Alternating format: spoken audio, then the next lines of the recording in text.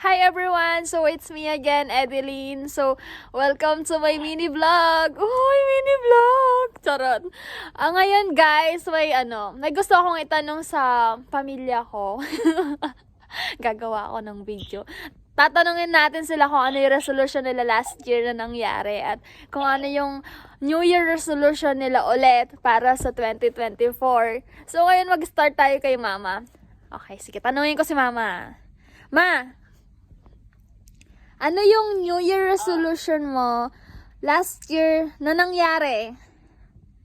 Bawa, may New Year resolution ka dati na nangyari ngayong taon.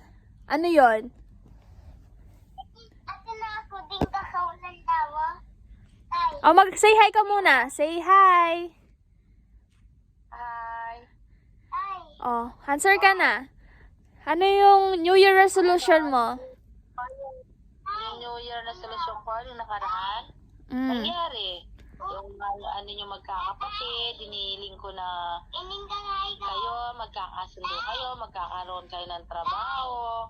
Tapos, yung konting ano lang, may unawaan. Yun lang, yun ang resolution ko sa inyo. Nangyari naman. Yun. Oo. Oh, totoo.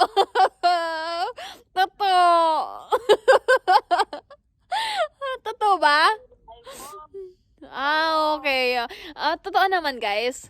So, totoo naman yung hiling niya na magkaroon kami ng trabaho at magkakasundo-sundo. So, nagkakasundo-sundo naman kami magkakapatid. Siyempre, minsan, sa magkakapatid, hindi mo naman mayaalis yung, minsan, may, tawag dito, tampuan kayo, ganon. Pero, at the end of the day, hindi naman namin papatagalin yung ganon.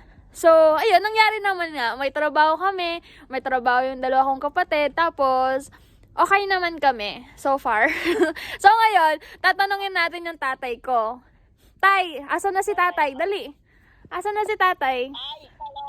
Wait lang, wala pa. Ayan yung tatay ko. Say hi, tay! Ay, hello. Hello!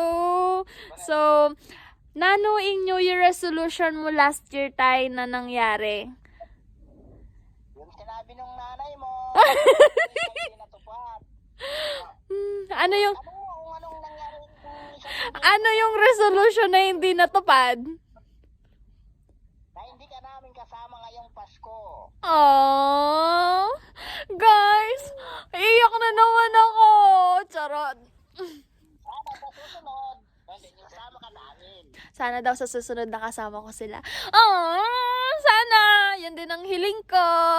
So, ngayon tayo, malay mo, sa susunod na taon. Siyempre, kasi minsan, kailangan nating magtiis, kailangan nating magsakripisyo talaga sa mga bagay na gusto nating maabot. Pero, hindi ba naman naaabot, pero kailangan mo talaga siyang pagsikapan at saka kailangan ng sakripisyo. So, masasabi ko ako yung nagsasakripisyo kasi ako mag-isa eh. Pero ayun, malay nyo, ano naman yung New Year resolution nyo? Ano yung New Year resolution mo next year, tay? Interview yan. Next year, Yeah. gusto ko nga magkakita tayo. Aww! Naiyak ako. Naiyak ako, guys. Sabi ng tatay ko, ang New Year resolution niya daw sa susunod na taon is magkakasama daw kami. Uwi na lang ako. Wag na ako magtrabaho. Ayun lang, guys. So, ayun, tatapusin ko na. At least natanong ko yung nanay at tatay ko. Andyan ba yung mga kapatid ko, tay? Si Eric. Eric. Oo, nasa labas. Si Raymond, Si Raymond. Ayaw. Ayaw niya. Okay. So, tatapusin ko na, guys. Bye!